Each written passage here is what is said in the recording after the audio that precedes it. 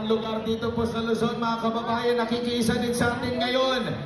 Malayo ito. Marami sigurong taga rito mula sa Santiago City, Isabela. Ayan sila. Mga taga Ordaneta City, Pangasinan. Abutin tayo sa Tabaco City, Albay. Mula Luzon, dako naman tayo sa Visayas.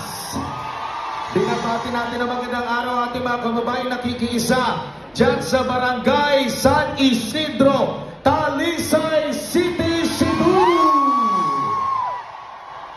Nakikiisa rin sa atin ngayon ang taga Kalibo, Aklan. Hindi rin magpapahuli ang mga kasimanwa natin sa Kamangkalan, Negros Occidental. At syempre doon sa Bataraza, Palawan. Dito naman tayo sa Mindanao.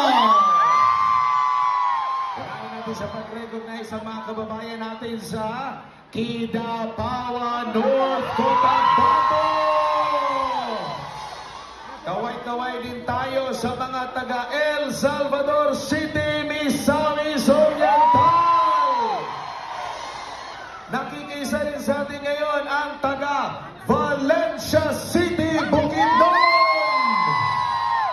Hindi rin pahuhuli ang taga Mangagoy, Bisling, Surigao del Sur. At syempre, dyan pa rin sa Mindanao, partikular na sa Davao Region, binabati natin ang mga kababayan natin dyan sa Governor Vicente Duterte Gym sa Davao City. Napapanood din tayo ng live dyan sa Katalunan Grande, Davao City. At syempre ang mga taga-Tugbok, Davao City.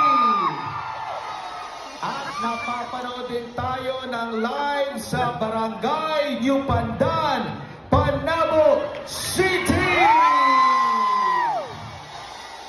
At syempre, hindi lang po dito sa Pilipinas, sa Hong Kong tayo napapanood at sumasabay ang ating mga kababayan. Dahil ang mga taga-Japan, mga OFW Japan ay nakikisa sa atin ngayon. Unahin natin sa Inaraki, Japan. Uy, ang ganda sa Inaraki, Japan. Nag-covered court. Yago, manggod na ako. Ay, managod. Inaraki, Japan. Ayun sila, nandun sila sa kabila. Next ay ang taga Nagoya, Japan. At taga Tokyo, Japan.